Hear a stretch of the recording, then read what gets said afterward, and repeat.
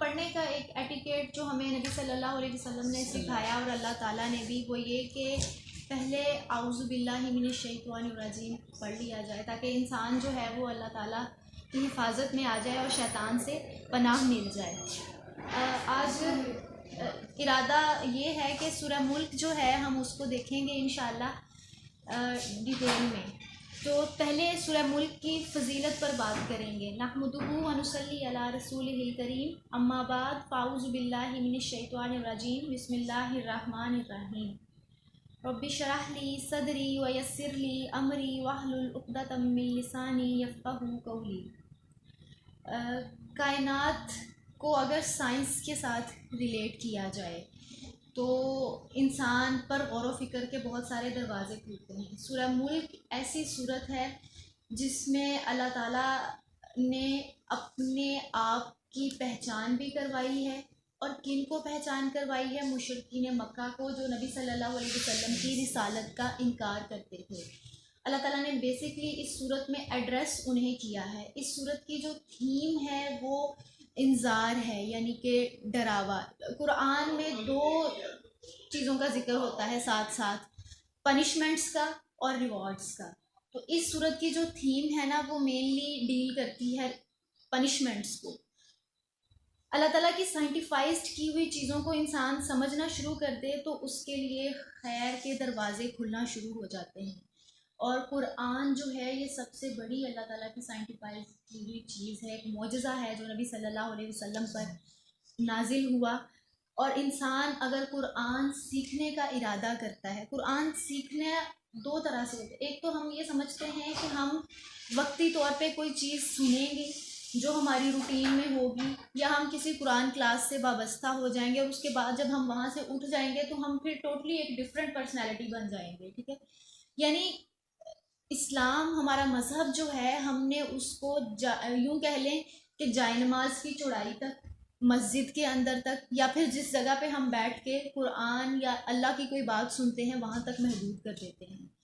تو اسلام ایسا دین نہیں ہے۔ اللہ تعالیٰ کو ہم سے total submission, total surrender required ہے۔ یہ نہیں کہا گیا کہ کوئی چیزیں جو ہیں وہ اڈاپٹ کر لو، کچھ چیزیں چھوڑ دو۔ یہ رویہ تو بنی اسرائیل کا تھا نا، یہودیوں کا تھا یہ رویہ، کہ کتاب کے کچھ حصے پر عمل کرتے تھے، کچھ حصے کو اپنی خواہشات کے اکارڈنگ، ڈیزائرز کے اکارڈنگ چینج کر لیتے تھے۔ تو مومن جو ہوتا ہے اس کی زندگی ہوتی ہے سمعنا و اطعنا، ہم نے سنا اور ہم نے اس کی اطاعت کی۔ اب ہم دیکھیں، اگر اپنے ارد گرد غور و فکر کریں، سورہ ملک جو ہے نا انسان کو دعوت دیتی ہے کہ غور و فکر کرو کائنات پر۔ اللہ تعالیٰ آگے آیات کو جب ہم پڑھیں گے ون بائی ون تو زیادہ ڈیٹیل میں پتہ چلے گا کہ اللہ تعالیٰ کس طرح سے غور و فکر کرنے کی دعوت دے رہے ہیں۔ آپ چھوٹی سی چھوٹی چیز کو دیکھ لیں، ایسے لگتا ہے اللہ تعالیٰ کا معجزہ ہے۔ سب سے پہلے ہم اپنے آپ پر ہی غور کر لیں، کتنی نعمتیں ہیں جو اللہ تعالیٰ نے ہمیں دی ہیں۔ ہماری آنکھیں، جسٹ امیجن کہ ہماری آنکھوں کے یہ جو آئی لڈ ہے اس کے سیلز ڈیڈ ہوتے ہیں، ہم ایک منٹ میں پتہ نہیں کتنی دفعہ آنکھیں کھولتے ہیں، بند کرتے ہیں، چیزوں کو دیکھتے ہیں۔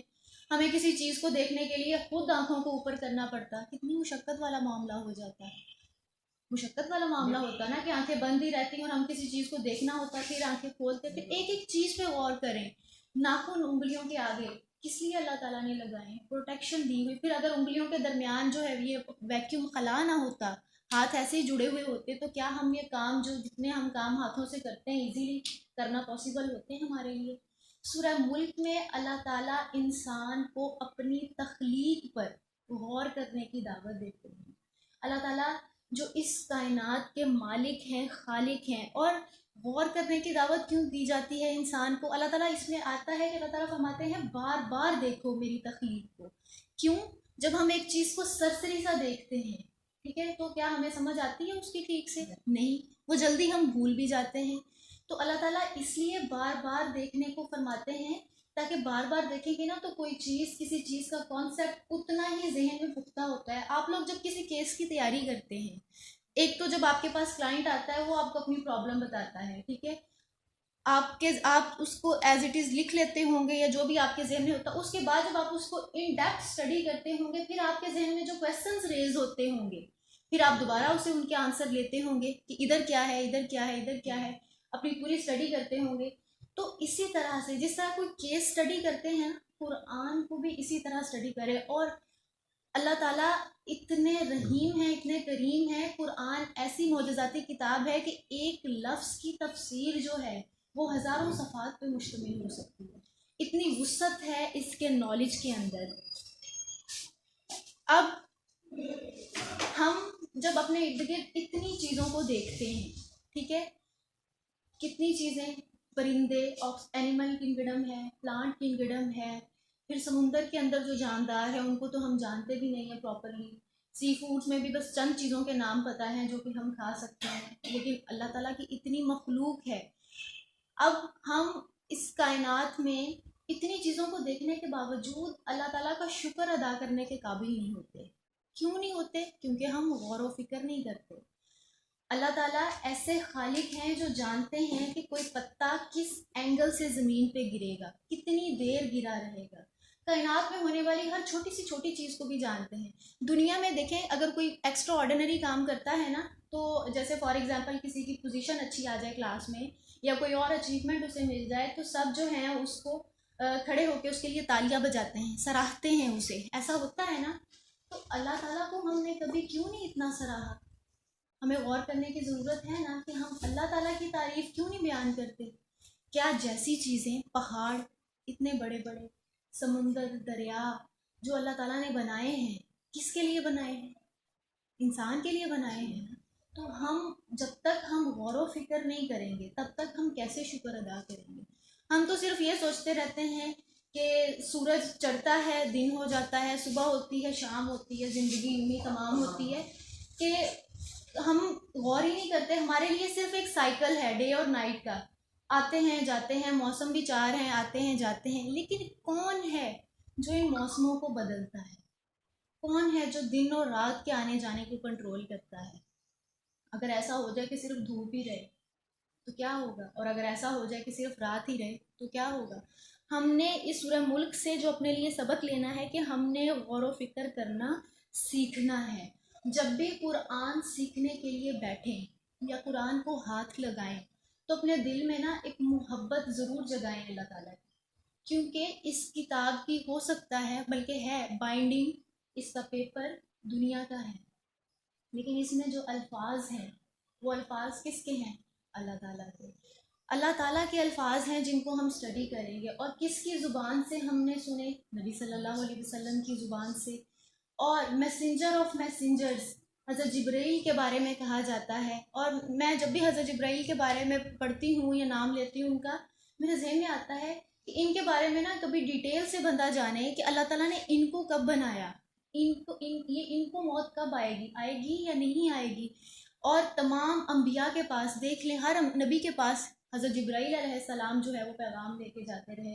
اور یہودی جو ہیں وہ حضرت جبرائیل علیہ السلام کو جاہلی تعصب کی وجہ سے جو ہے وہ اپنا دشمن سمجھتے تھے, کہ وہ ان کا یہ کانسیپٹ تھا جیوز کا کہ اللہ تعالیٰ نے جو ہے حضرت جبرائیل کو پیغام دے کے بھیجا تھا بنی اسرائیل میں. حضرت علی جو, حضرت عمر جو ہیں ان کے اوپر, حضرت علی کے اوپر جو ہے وہ نبوت نازل ہونی تھی, نبوت لے کے آنا تھا, اور غلطی سے نبی صلی اللہ علیہ وسلم کے پاس چلے گئے ہیں, استغفر اللہ, اس وجہ سے. اور پھر اس کے علاوہ دوسری وجہ یہ تھی کہ جب بھی کسی قوم پر عذاب آنا ہوتا تھا تو اللہ تعالیٰ جو ہیں وہ حضرت جبرائیل کو بھیجتے تھے پیغام دے کے اس قوم نبی کو نکالنے کے لیے. جیسے حضرت لوط کے پاس بھیجا تھا کہ اپنی قوم کے جو نیک افراد ہیں ان کے ساتھ نکل جاؤ. پھر اس طرح سیدنا نوح کے پاس بھیجا تھا کہ اپنی قوم کے جو نیک افراد ہیں ان کو لے کر اس وادی سے نکل جاؤ. پھر انہوں نے کشتی بنانا شروع کی تھی.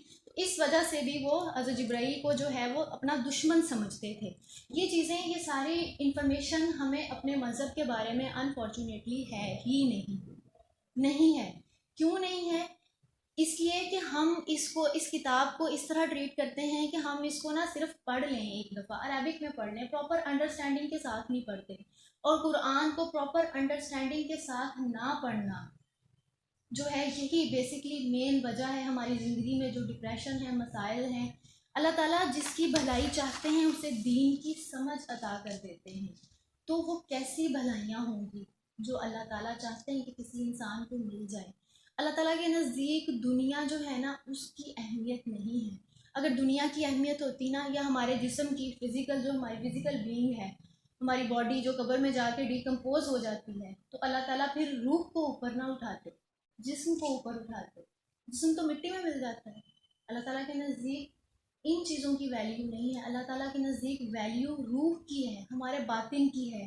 اور قرآن کو پڑھنے کا جو مقصد ہے وہ اپنے اندر کی صفائی ہے، اپنا سیلف انالیسز ہے. اگر کوئی قرآن پڑھتے ہوئے نا یہ غور نہیں کرتا کہ میں کس جگہ پہ کھڑا ہوں، تو قرآن پڑھنے کا مقصد فوت ہو جاتا ہے. ہو سکتا ہے آپ کو اس سے ثواب مل جائے لیکن آپ کی زندگی میں چینج نہیں آ سکتا. اور قرآن ایسی کتاب ہے جو عربوں پر نازل ہوا تھا. عرب کیسی زندگی گزار رہے تھے؟ عربوں کے حالات اٹھا کے دیکھیں. اتنی جہالت تھی کہ ڈلیوری ٹائم پہ عورت کے نیچے گڑھا کھود دیتے تھے، بیٹی ہوگی تو اس کے اندر چلی جائے گی، اس کو وہیں پہ دفن کر دیتے تھے. پھر اسی طرح سے اور بھی کئی جو ہیں وہ نکاح کا کوئی تصور نہیں تھا. نکاح کا کوئی تصور نہیں تھا. عورت کے ساتھ جو ہے وہ ریلیشن شپ اگر چاہتے تھے کہ اولاد جو ہے وہ کوئی اچھی نسل کی ہو تو اچھے خاندان سے ہو، اچھے قبیلے سے ہو، تو کسی اچھے قبیلے کا جو شخص ہوتا تھا باعزت قبیلے کا، وہ اس عورت کے ساتھ جو ہے وہ ریلیشن شپ قائم کرتا تھا. پھر اس کے نتیجے میں جو اولاد ہوتی تھی اس کو جائز اولاد مان لیا جاتا تھا. یعنی عورت کی ویلیو جو ہے وہ جانور ایک عورت کے ساتھ کئی مرد تعلق رکھتے تھے.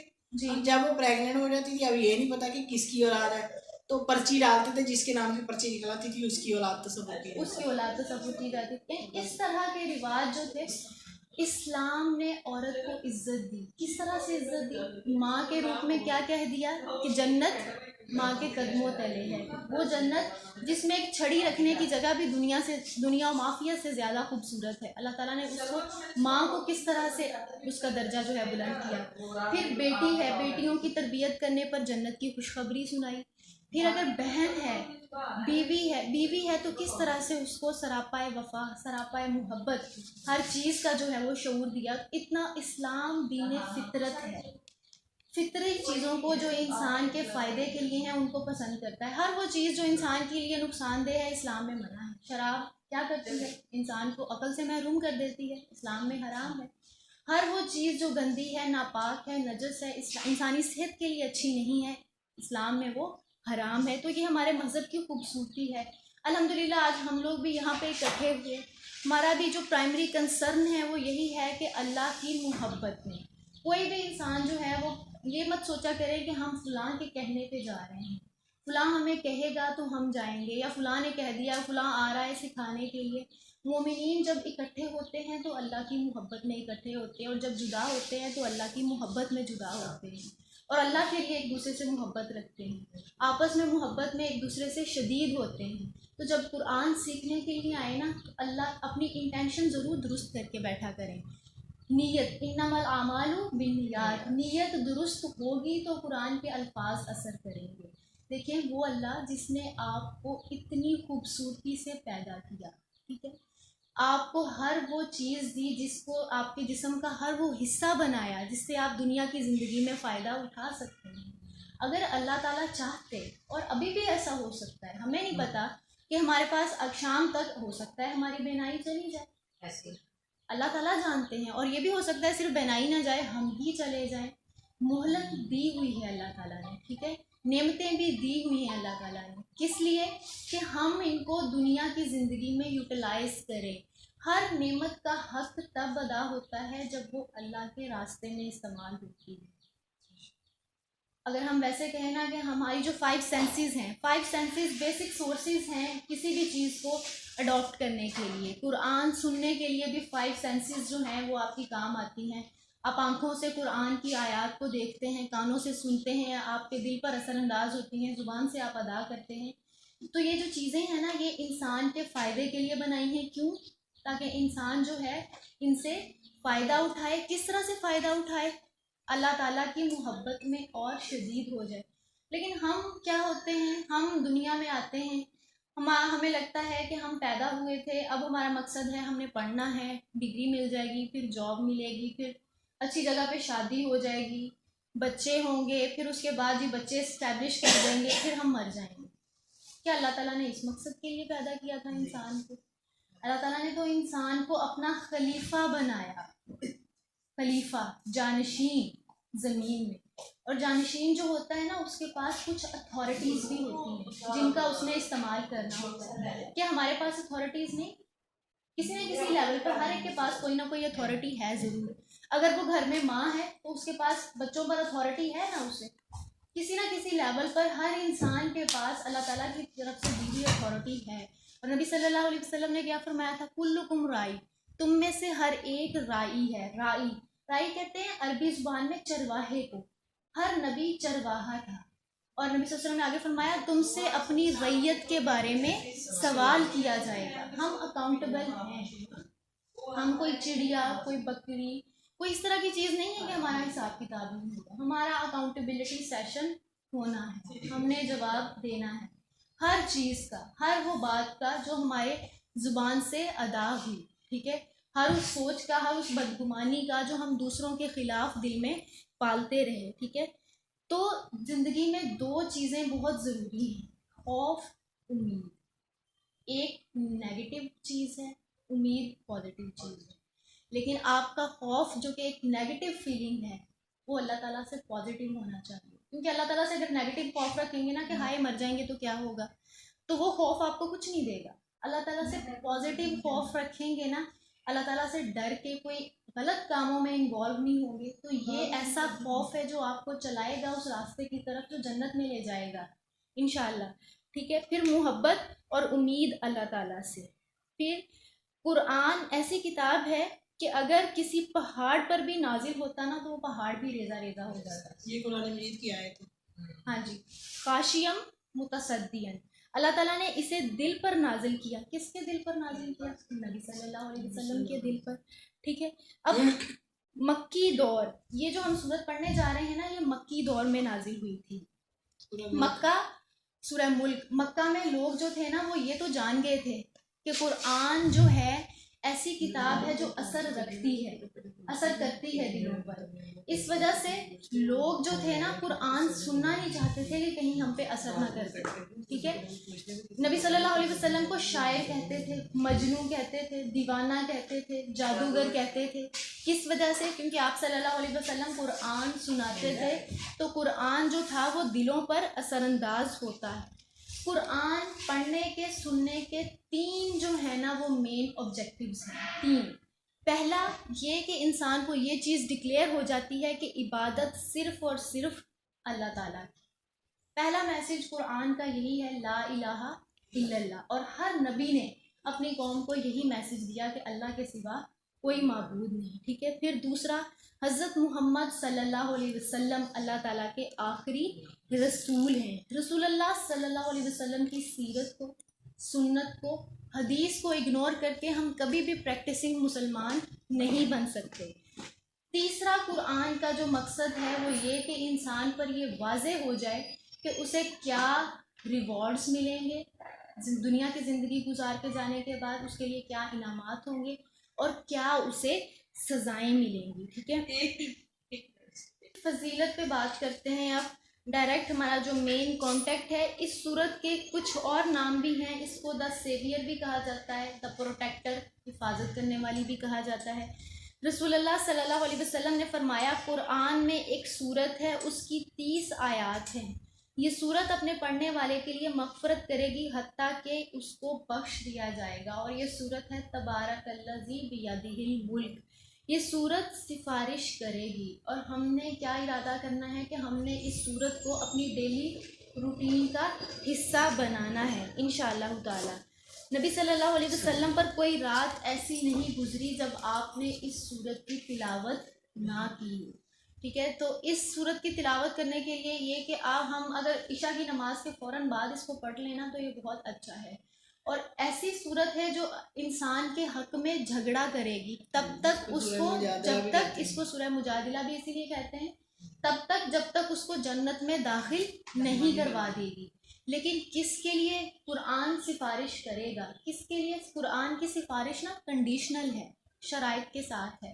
ایسے نہیں ہے کہ قرآن ہم نبی صلی اللہ علیہ وسلم پہ نازل ہوا تھا اور قرآن ہماری سفارش کر دے گا. قرآن کی سفارش کچھ شرائط کے ساتھ ہے، اور اس میں سے پہلی شرط یہی ہے کہ اس کو سمجھ کر پڑھا جائے، اس پر عمل کیا جائے.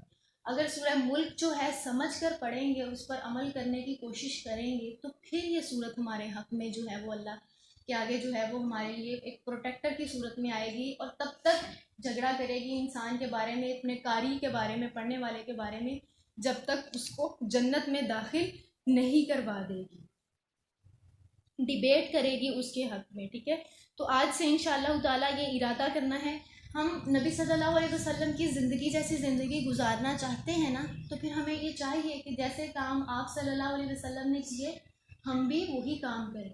تو نبی صلی اللہ علیہ وسلم اگر اس سورت کو ہر رات تلاوت کر کے سوتے تھے، تو ہم نے بھی آج سے یہ ارادہ کرنا ہے انشاءاللہ کہ ہم بھی اس سورت کو تلاوت کر کے سویا کریں گے. اس سورت کے جو میسیجز ہیں وہ یہ ہیں کہ پہلی بات یہ کہ اسلام کو توحید کے کانسیپٹ کو ایکسپلین کرتی ہے. ٹھیک ہے، کس لیے تک انسان کو سونے سے پہلے یہ یاد آ جائے کہ اللہ تعالیٰ ایک ہے، ان کے سوا کوئی معبود نہیں ہے. مکی صورت ہے، رسالت کے 6 سال بعد نازل ہوئی، اور ایسے دور میں نازل ہوئی جب قریش جو تھے نا وہ سپیریئرٹی کمپلیکس کا شکار تھے. کمپلیکس 2 طرح کے ہوتا ہے نا، ایک ہوتا ہے احساس کمتری، ایک ہوتا ہے احساس برتری. قریش ہیں دونوں کمپلیکسز ہیں، احساس برتری احساس کمتری سے بھی زیادہ بڑی بیماری ہے. جب انسان یہ سمجھنے لگ جائے کہ میں دوسروں سے بہتر ہوں، یہ ابلیسی رویہ ہے، ابلیس کی سوچ ہے کہ میں دوسروں سے بہتر ہوں. ٹھیک ہے، قریش کیوں اپنے آپ کو دوسروں سے بہتر سمجھتے تھے؟ اپنے آپ کو کعبہ کا کسٹوڈین سمجھتے تھے. ٹھیک ہے، خاص اہمیت دیتے تھے. اس لیے اس صورت میں وارننگ ہے. وارننگ کن کے لیے ہے؟ قریش کے لیے. جہنم کا ذکر ہے اس میں. کیوں ذکر ہے؟ کیونکہ جہنم کا ذکر اس لیے ہے کہ جہنم کو یاد کریں گے نا تو عمل میں درستگی آئے گی. پھر رات کو اس وقت تلاوت کرنا، رات کے وقت انسان اپنا فوکس پورے دن میں، اب یہ تو نہیں ہوتا کہ ہم سارا دن جو ہے وہ بالکل ایسے گزاریں کہ ہم سے کہیں پہ کوئی چھوٹی موٹی خطا بھی نہ ہوئی ہو. کوشش تو ہر انسان کی ہوتی ہے، لیکن پھر بھی ہو جاتی ہے. تو سورہ ملک اگر رات میں پڑھتے ہیں نا تو یہ انسان کا جو کنیکشن اللہ تعالیٰ سے لاسٹ ہوا ہوتا ہے، یہ اس کو دوبارہ سے سمجھ کر پڑھنے سے دوبارہ سے اس کو جو ہے نا وہ ریکنیکٹ کر دیتی ہے. پھر اس صورت میں اپنے پڑھنے والے کے اندر مستقل مزاجی پیدا کرنے کی صلاحیت بھی ہے. اور مستقل مزاجی آپ سب لوگ اچھی طرح سے جانتے ہیں کہ از اے کی ٹو سکسیس. کامیابی کے لیے مستقل مزاجی کسی بھی عمل میں بہت ضروری ہے، اور اللہ تعالیٰ کو بھی وہ عمل پسند ہے جو مستقل مزاجی کے ساتھ کیا جائے، چاہے وہ قلیل ہو، تھوڑا ہو. ٹھیک ہے، لیکن مستقل مزاجی کے ساتھ کیا جائے. ہاں جی، اس کی پہلی آیت دیکھتے ہیں. تبارک الذی بیدہ الملک، بابرکت ہے وہ ذات جس کے ہاتھ میں ملک ہے. ملک کہا گیا ہے یہاں پہ بادشاہت کو، کنگڈم کو، اور تبارکہ سے مراد برکت ہے. اب برکت ہم سارے کہتے ہیں کہ اللہ تعالیٰ آپ کو اس میں برکت دے. برکت سے آپ کے ذہن میں کیا آتا ہے؟ اضافہ کسی بھی چیز میں، اضافہ. ٹھیک ہے، اور بزرگی کے معنی میں بھی. کہ اچھا ہو جائے معاملہ کسی کے ساتھ. آج ہم دیکھیں گے کہ اسلام یہ جو تبارکہ کا جو لفظ ہے اس میں ہمارے لیے کیا میسیج ہے. ہم جیسے یہ بھی کہتے ہیں السلام علیکم ورحمۃ اللہ وبرکاتہ. ٹھیک ہے، پھر ہم جب کوئی اچھا کام کرتا ہے ہم اس کو کہتے ہیں کہ بارک اللہ بارک اللہ. ٹھیک ہے، پھر اس کو برکت کی دعا دیتے ہیں. برکت کا مطلب یہ ہوتا ہے کہ بہت زیادہ خیر والا معاملہ، زیادتی بالخیر، ایکسیسو گڈنس ہو جائے کسی کے ساتھ. اور برکت کیسے ہوتی ہے کہ ہمیشہ ایکسپیکٹیشن سے زیادہ ہو. آپ جتنی چیز ایکسپیکٹ کر رہے ہیں نا، برکت سے مراد یہ بھی ہے کہ اللہ تعالیٰ آپ کو اس سے زیادہ دے، آپ کی امیدوں سے بڑھ کر دیں. اور پھر تیسری چیز یہ کہ وہ چیز ہمیشہ آپ کے پاس رہے، اسٹیبل رہے. تو برکت سے مراد یہ 3 باتیں ہیں. ہمیشہ باقی رہے، بقا اللہ تعالیٰ کے نام کے ساتھ. اور دیکھیں برکت سے ہمیں بہت سے واقعات سے پتہ چلتا ہے کہ جب کم چیز بھی جو ہے وہ کافی لوگوں کو کفایت کر جاتی ہے. نبی صلی اللہ علیہ وسلم کی زندگی میں بھی بے شمار ایسے واقعات ہیں. پھر غزوہ بدر کو اگر دیکھیں کتنے افراد تھے؟ 313. ٹھیک ہے، جو ہزاروں پہ بھاری آ گئے تھے. کس وجہ سے؟ اللہ تعالیٰ نے ان کو برکت دی تھی، اپنی مدد دی تھی. تو برکت کا جو ایک مفہوم ہے نا وہ یہ بھی ہے کہ اللہ تعالیٰ کی مدد. برکت کا تعلق کسی چیز کے کم یا زیادہ ہونے سے نہیں ہوتا، بلکہ اس کا تعلق خیر سے ہوتا ہے. آج مسلمان دنیا میں بہت زیادہ ہیں لیکن برکت نہ ہونے کی وجہ سے کس چیز کا شکار ہے؟ فساد کا، بگاڑ کا، اوپریسڈ ہیں، دبایا ہوا ہے نا ہمیں سب نے. کس وجہ سے؟ برکت نہیں رہی ہمارے اعمال میں. ٹھیک ہے، اللہ اور اس کے رسول صلی اللہ علیہ وسلم کی اطاعت سے زندگی میں برکت آتی ہے. ہر ایک کو برکت چاہیے نا، تو برکت کیسے آئے گی زندگی میں؟ کیا کوئی برکت لینے سے انکار کر سکتا ہے؟ نہیں کرتا ہے. تو برکت کو زندگی میں لانے کے کچھ اصول ہیں. برکت ایسے نہیں آ جائے گی کہ اللہ تعالیٰ کسی کو بھی دے. برکت کے لیے کچھ شرائط ہیں. شرائط، پہلی شرط کیا ہے کہ اللہ اور اس کے رسول کی اطاعت. انسان اپنے آپ کو اللہ تعالیٰ کے ساتھ اٹیچ کر لے. کیوں اٹیچ کرے؟ کیونکہ برکت اللہ تعالیٰ کے ساتھ اٹیچڈ ہے. تبارکہ کا یہ مفہوم ہے. اب آ جاتا ہے اللہ زی. اللہ زی سے مراد ہر وہ چیز ہے جسے ہم کل اختیارات کا مالک سمجھتے ہیں. اب کسی انسان کی زندگی میں سارے اختیارات کا مالک اس کے لیے اللہ تعالیٰ کی ذات ہوتی ہے، کانشیس ہے. اور کسی کے لیے سارے اختیارات کی مالک کوئی ذات جو ہے وہ کوئی انسان بھی ہو سکتا ہے. ایسا ہی ہوتا ہے. تو اللہ زی نے ہر انسان اپنی جس کی وہ کہہ لیں کہ دنیا کی زندگی میں فالوئنگ کرتا ہے نا، اس کو رکھ سکتا ہے. لیکن پھر اس کے لیے برکت نہیں ہے. برکت اسی کے لیے ہے جو اللہ زی میں کس کو رکھے گا؟ اللہ تعالیٰ کو. ٹھیک ہے، تو اللہ تعالیٰ نے یہاں پہ ساری کی ساری برکت جو ہے اس کا رخ اپنی طرف کر لیا ہے.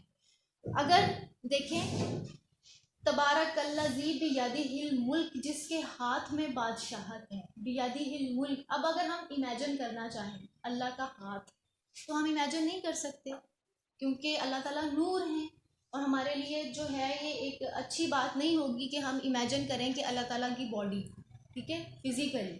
ویسے تو قرآن میں آتا ہے اللہ تعالیٰ کا چہرہ، اور قیامت کے دن کا ذکر پہ بھی آتا ہے کہ اللہ تعالیٰ اس دن اپنی پنڈلی کھول دے گا. لیکن ہم امیجن نہیں کر سکتے. قرآن میں کچھ چیزیں ایسی ہیں جہاں پہ انسانوں کو روک دیا گیا کہ اس سے بیونڈ جا کے نہیں سوچنا. ہمیں روکا گیا ہے کہ اللہ کی ذات پہ غور نہیں کرنا، اللہ کی بنائی ہوئی چیزوں پر غور کرنا ہے. ٹھیک ہے، پھر اس طرح سے ہمیں یہ بھی پتہ چلتا ہے کہ جنت میں جائیں گے تو اللہ تعالیٰ اپنا دیدار کروائیں گے، اور اللہ تعالیٰ سے دعا ہے کہ اللہ تعالیٰ ہم سب کو اپنا دیدار کروائیں. اللہ تعالیٰ فرماتے ہیں جو مجھ سے ملاقات کی امید رکھتا ہے، پسند کرتا ہے کہ اس کی اللہ سے ملاقات ہو، اللہ تعالیٰ بھی اس سے ملاقات کو پسند کرتے ہیں. ٹھیک ہے، لیکن انفارچونیٹلی ہمیں پتہ ہے کہ اللہ تعالیٰ سے ملاقات موت کے وقت ہونی ہے، تو موت کو کوئی بھی نہیں پسند کرتا. لمبی لمبی امیدوں پہ ساری زندگی گزارنا چاہتے ہیں، اور ایون موت کا نا ذکر بھی کوئی سننا نہیں چاہتا. لوگ کہتے ہیں ہم ڈپریشن میں چلے جاتے ہیں. ہم نے سوچا غسل میت کی ورکشاپ کرواتے ہیں، لوگوں کو سکھاتے ہیں کہ ڈیڈ باڈی کو غسل کیسے دیا جاتا ہے. کہ ایسا ایشو ہے، میں کہتی ہوں اس پہ ہماری ڈیڈ باڈی پڑی ہوتی ہے. فار ایگزامپل جسٹ امیجن آپ کی فیملی میں آپ کا کوئی قریبی بندہ جو ہے اس کی ڈیتھ ہو گئی، آپ کی ماں ہے، آپ کی بہن ہے، آپ کی چچی ہے، تائی ہے، مامی ہے. کیا آپ اس کو بہتر طریقے سے غسل دے سکتے ہیں، یا وہ جس کو آپ پیسے دے کے بلوائیں گے؟ ان کو پتہ ہی نہیں ہے، کسی کو نہیں پتا. اگر والد کی ڈیتھ ہو جاتی ہے، بیٹے نہیں جانتے غسل کیسے دیں. اور غسل دینا افضل کیا ہے کہ مطلب قریبی لوگ جو ہیں وہ غسل دیں. اور کس طرح ہر بندے کے سامنے نا ڈیڈ باڈی کھول کے رکھ دے کہ اس اب کی بھی میں اس حرمت حالت میں ہے. نہیں پسند کروں گی کہ مجھے سارے دیکھیں. اب میں مرنے کے بعد کیا پسند کروں گی کہ بہت سارے نامحرم لوگ یا میرے جاننے والے بھی نہیں ہیں اور آ کے مجھے غسل دے رہی ہیں. ہاں میری بیٹی دے، کوئی میرا قریبی رشتہ دے تو ٹھیک ہے، اگر غسل دینا آتا ہو تو مسئلہ تو پیرو ہی کھڑا ہو جاتا ہے. تو ہمیں جب غسل سکھایا گیا نا، تو ہم سے یہی کہا گیا تھا کہ اگر چاہتے ہیں کہ جب آپ مریں اور آپ کو غسل صرف آپ کے گھر والے دیں، تو اپنے گھر والوں کو بھی ضرور ساتھ لے آئیں. ٹھیک ہے، اسی طریقے سے یعنی کہ اگر آپ نہیں چاہتے، آپ اب مرنا، میں کہتی ہوں موت پہلے ہے زندگی بعد میں. مرنا سب نے ہے، تو کیوں نہیں اور یہ بھی نہیں پتا کہ کب مر جانا ہے. یہ سب سے زیادہ ڈینجرس چیز ہے. جس چیز کا پتہ ہو نا اس کو انسان پھر بھی پلان کر لیتا ہے، تیاری کر لیتا ہے. اس کے لیے تو ہر وقت تیار رہنے کی ضرورت ہے. اور ہم کیوں کہتے ہیں کہ ہم ڈپریشن میں چلے جائیں گے؟ موت سے زیادہ خوبصورت چیز کوئی ہے ہی نہیں. بس شرط صرف اتنی ہے کہ اللہ بندے سے راضی ہو، کیونکہ موت کے بعد ایسی نعمتیں ملنے والی ہیں جو لازوال ہیں. دنیا کی نعمتیں کیا ہیں؟ ختم ہو جائیں گی، کچھ لمحے کے لیے ہوتی ہیں. جیسے جوانی نعمت ہے نا اللہ تعالیٰ کی، اس میں انسان کا پوٹینشیل اپنی پیک پہ ہوتا ہے. ہر وہ کام کر سکتا ہے فل انرجی کے ساتھ جو وہ کرنا چاہتا ہے. بڑھاپے میں تو ایسا نہیں ہوتا, لیکن جوانی بھی کیا آہستہ آہستہ آہستہ آہستہ ہر کوئی جو ہے ہر چیز کو زوال ہے. اللہ تعالیٰ کی جو بھی مخلوقات ہیں سب جو ہیں وہ آہستہ آہستہ کس طرف جا رہی ہیں, اپنے زوال کی طرف جا رہی ہیں. اور میں نے پچھلی کلاس میں بھی سورہ عصر کا ذکر کیا تھا کہ انسان اپنی زندگی میں عصر کے وقت پر کھڑا ہے, اور عصر کا وقت وہ ہوتا ہے جب عصر کے وقت کے بعد مغرب بہت جلد ہو جاتی ہے, اور انسان کی زندگی اب جانے کون سی شام جو ہے وہ شام زندگی ہو, ہمیں تو نہیں پتا. ٹھیک ہے, اس چیز کی تیاری تو ہمیں سب سے, ہم ڈپریشن میں کیوں جاتے ہیں؟ کیونکہ اللہ تعالیٰ کا خوف پازیٹیو نہیں ہے, نیگیٹو خوف ہے. ہمیں خوف کیوں آتا ہے قبر کی تنہائی سے؟ تو کیا ہم نہیں سوچ سکتے کہ اگر ایسے عمل کریں گے تو ہماری تو قبر روشن ہوگی اور اس حد نظر تک وسیع کر دی جائے گی جہاں تک ہماری ویژول رینج ہوگی, ہمیں وہاں تک نظر آئے گا, ہمیں جنت میں اپنا ٹھکانہ دکھایا جائے گا. انسان اس وقت ہمیشہ ہمیشہ کی نعمتوں میں ہوگا, اور جنت کی نعمتوں کے بارے میں ان ڈیٹیل اگر پڑھیں تو انسان اب ہمارا یہ بھی المیہ ہے کہ ہم جنت کی نعمتوں کو بھی نہیں جانتے. انسان اسٹرگل اس چیز کے لیے, اب آپ کو پتہ ہی نہ ہو کہ آپ کو کیس کی جو ہے وہ کلائنٹ میں فیس دینی ہے یا نہیں دینی, آپ اس کی تیاری کریں گے پراپرلی؟ کبھی بھی نہیں کریں گے. آپ کو پتہ ہو کہ آپ کو اس کیس کا 50,000 ملنا ہے, پھر آپ کیسے تیاری کریں گے؟ یہی بات ہے نا, ہمیں جنت کی نعمتوں کا پتہ ہی نہیں ہے. اور جنت اللہ تعالیٰ کیسے دیں گے؟ اب ہم یہاں پہ اس کمرے میں جتنے افراد بیٹھے ہیں ہر ایک کی پسند ناپسند دوسرے سے مختلف ہے. کسی کے لیے کوئی چیز, کسی کو کپڑے زیادہ پسند ہے, کسی کو بن سور کے رہنا زیادہ پسند ہے, کسی کو کوئی چیز پسند ہے, کسی کو کوئی چیز. تو جنت کی نعمتوں میں سے ایک نعمت یہ بھی ہے کہ جنت ہر انسان کو اس کی پسند کے مطابق دی جائے گی. جو مجھے چاہیے ہوگا یا جو مجھے پسند ہوگا مجھے وہی ملنا ہے. اور سوچیں, ایسی باتیں سوچا کریں, کبھی آپ نے سوچا جنت میں آپ سارا دن کیا کیا کریں گے؟ فینٹیسائز نہیں کرتے ہیں جنت کیا کریں گے آپ جنت میں, امیجینیشنس میں نہیں ہے. جنت میں آپ کی روٹین کیا ہوگی؟ کبھی سوچیں اس بات کو. اور یہ بھی ہوتا ہے نا کہ جنت میں وہ نہریں ہیں, دودھ کی نہریں ہیں, اور لوگ سلام کریں گے, وہاں پہ کوئی ایسا بات نہیں ہوگی, کوئی ایسی بات نہیں ہوگی جو ہم ایک مومن جو ہے اس کو پسند نہیں کرتا. جی نیکوکار جو ہے اس کو پسند نہیں کرے گا, اس کو تو ہاں جی. پھر اللہ تعالیٰ کہتا ہے نا کہ میرے آسمان کی طرف اپنی نظر گھرا کے دیکھ, ہاں جی, واپس آ جائے گی. ٹھیک ہے, تو جنت کی نعمتوں کو فینٹیسائز نہیں کرتے. اچھا, اور ایک چیز اور بھی امیجن کریں, ہم میں سے ہر ایک کا کوئی نہ کوئی جو ہے وہ قریبی بندہ اس دنیا سے جا چکا. تو کیا کبھی کسی نے سوچا ہے جنت میں جب ان سے ملیں گے تو ہماری فیلنگز کیا ہوں گی؟ ہمارے ماں باپ میں سے اگر کوئی چلا گیا, ہم ان سے ملیں گے جنت میں انشاءاللہ.